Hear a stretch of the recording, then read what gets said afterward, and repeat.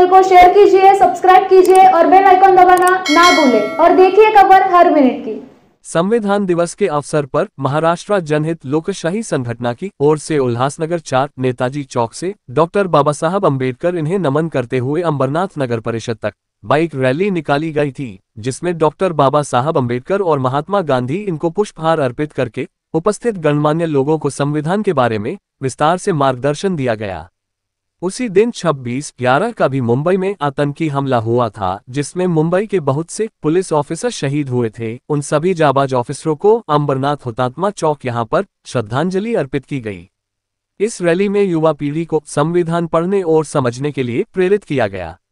इस bike rally का आयोजन महाराष्ट्र जनहित लोकशाही संगठन के संस्थापक अध्यक्ष विजय गायकवाड़ इन्होंने किया था।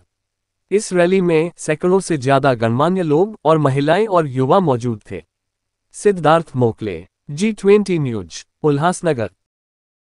आम्ही भारताचे लोक, भारत एक सार्वभौम, समाजवादी, धर्मनिरपेक्ष, लोकशाही, गणराज्य घडवण्याचा व त्यांच्या सर्व नागरिकांस सामाजिक, आर्थिक व राजनैतिक न्याय, विचार, अभिव्यक्ती, विश्वास, श्रद्धा व उपासना त्यांचे स्वतंत्र दर्जाची व संधीची समानता निश्चितपणे प्राप्त करून देण्याचा आणि त्या सर्वांमध्ये व्यक्तीची प्रतिष्ठा व राष्ट्राची एकता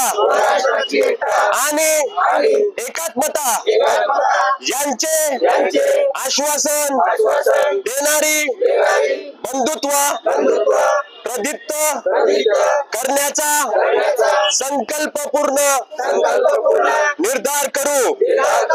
आमच्या संविधान सभेत आज दिनांक 26 नोव्हेंबर 1949 रोजी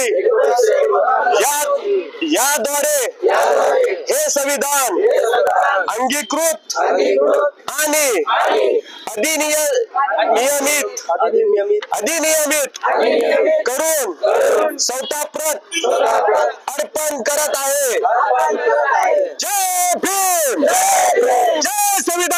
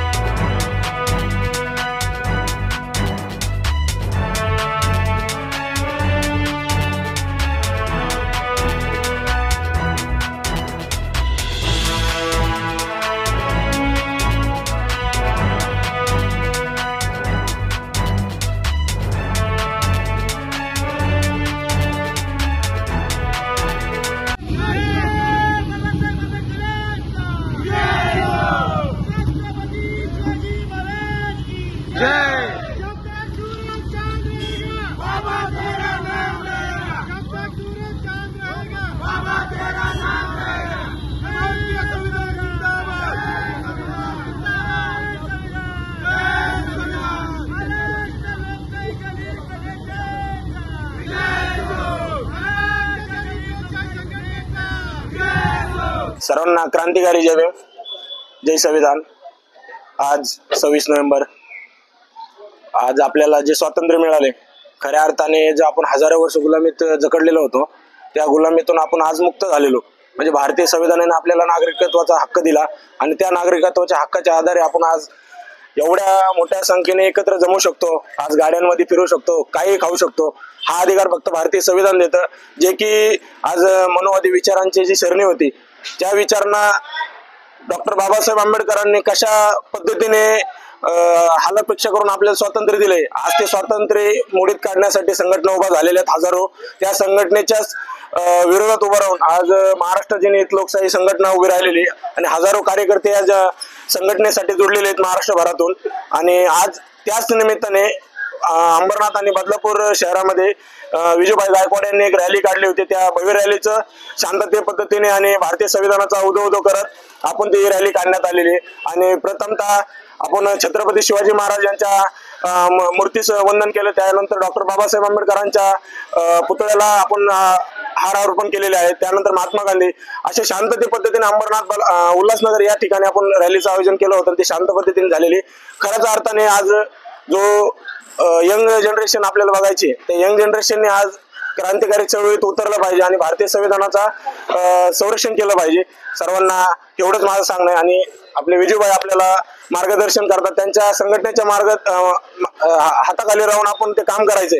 आज महिला बघताय तुम्ही, आज जो महिलांना जगण्याचा अधिकार, वागण्याचा अधिकार, शिक्षणाचा अधिकार जो आपल्याला भेटलाय आणि आज पुरुषांच्या बरोबरीने ती महिला राहते, तो फक्त भारतीय संविधान आपल्याला हक्क देतो।